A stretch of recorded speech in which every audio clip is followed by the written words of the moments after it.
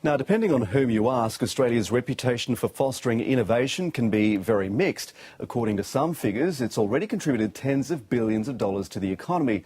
But many at the cutting edge of the industry say the nation could do a lot better.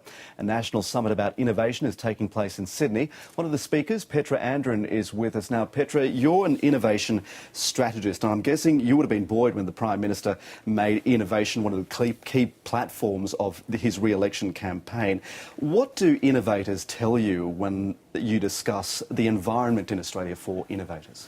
Sure. Look, I think it's great that innovation is at the top of the agenda, but one problem has been that we focus very much on digital innovation and apps and marketplaces, the things that are quick to market, quick wins, and we tend to forget about advanced technologies. And what I mean by advanced technologies is technologies that have real impact, take a bit longer, the kind of technologies that we would get if we spun it out of universities, for example. Those sorts of startups, because there are startups in all industry verticals, don't get a lot of attention, and I'm hoping that the debate will change to give those other industry verticals a chance to show what they have in terms of innovation. Innovation is one of those concepts that's just so intangible to me. It's hard to define what exactly it is. It's not innovation. It's not about higher productivity. Yep. It's about organisational structures even. It's about systems inside a company, inside a nation. It's about collaboration at the end of the day. If you want to have cutting-edge innovation, if you want to have innovation that has real impact, that can change the quality of our lives for the better, it is really about bringing together research, industry, startups, state and federal governments.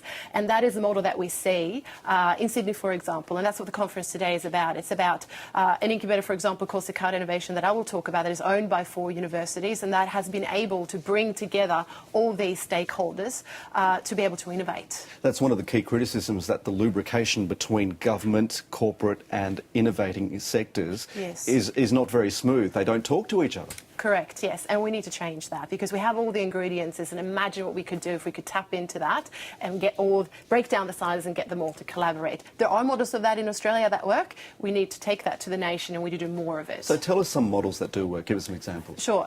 Look, Cicada does do it really well. It's owned by 4 universities. It has industry engagement. It has 76 startups under one roof. It was awarded Best Incubator in the world back in 2014, and that was based on the stats of the way that the company was able to grow.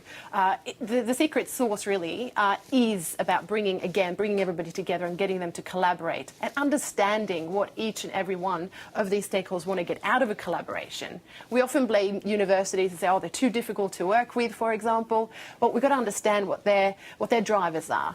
There is a place for basic research, obviously, but taking applied research, commercialise it. Universities are not all about spin-outs, but making it easier for us to tap into those brains, that brain trust that they have. How does Australia compare to innovative environments overseas? Look, I just spent a week over in Europe talking to top incubators all around the world.